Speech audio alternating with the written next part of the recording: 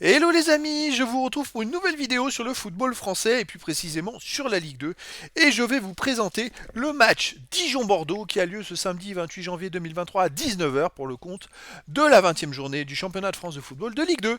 Et donc ce match Dijon-Bordeaux, c'est le Dijon le 16e qui reçoit Bordeaux le 2e.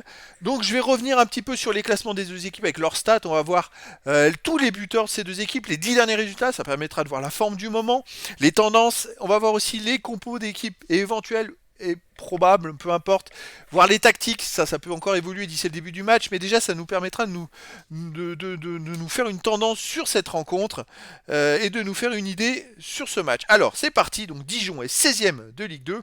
Ils sont juste devant le premier relégable. Ils ont 2 points d'avance sur le premier relégable. Alors Dijon a 21 points en 19 matchs, 5 victoires, 6 nuls, 8 défaites, 21 buts pour, 22 contre, moins 1 de goal average. Bordeaux de son côté est deuxième avec 33 points en 19 matchs, avec 9 victoires, 6 nuls, 4 défaites, 25 buts pour, 14 contre, plus 11 de goal average. Ils ont pris que 14 buts en 19 matchs, c'est plutôt intéressant. Euh, Bordeaux réalise un bon parcours. Il aurait pu faire mieux en attaque par contre.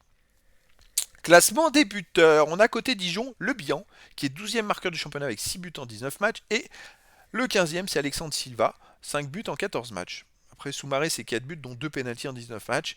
Côté Bordeaux, Bordeaux a le meilleur marqueur du championnat, Maja, qui a marqué 11 buts, mais dont 6 pénaltys en 19 matchs. Après, voilà, ils ont eu quand même 6 pénaltys, Bordeaux.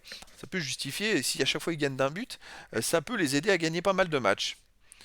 Les 10 derniers résultats. Alors sur les 10 derniers résultats, on peut voir que Dijon c'est 2 victoires, 4 nuls, 4 défaites, 13 buts pour, 11 contre, plus 2 de goal average. Alors plus 2 de goal average, alors qu'ils ont gagné 2 fois, ils ont perdu 4 fois. Parce qu'ils ont gagné 5-0 contre Laval et quand ils perdent, c'est ça qui est marrant. Les 4 matchs qu'ils ont perdus, vous pouvez les voir sur les 10 matchs, c'est 4 matchs à l'extérieur, ils ont perdu 2-1. À chaque fois ils perdent 2-1.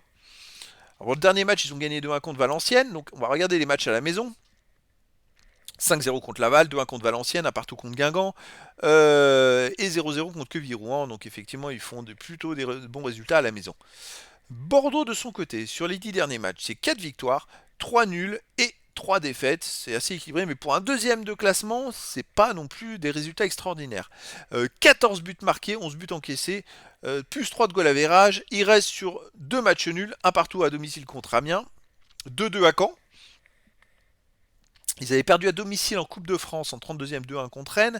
Bon là ils jouent à l'extérieur, donc il reste sur le 2-2 à Caen, on remonte, il reste sur une défaite 1-0 au Havre, c'est le leader.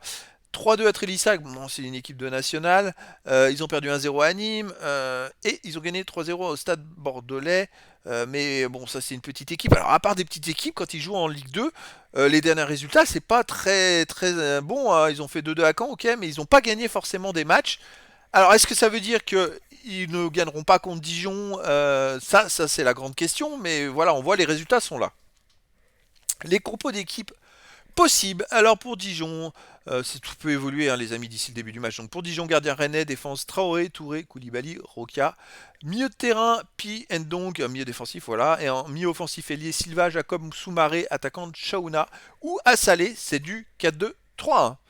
Pour Bordeaux, gardien Poussin, défense Louis-Jean, Gregersen, Barbet, Simba, milieu de terrain, Lacou, Vanga, Fran Sergio, attaquant David Tachvili, Maja et Bakva, c'est du 4-3-3.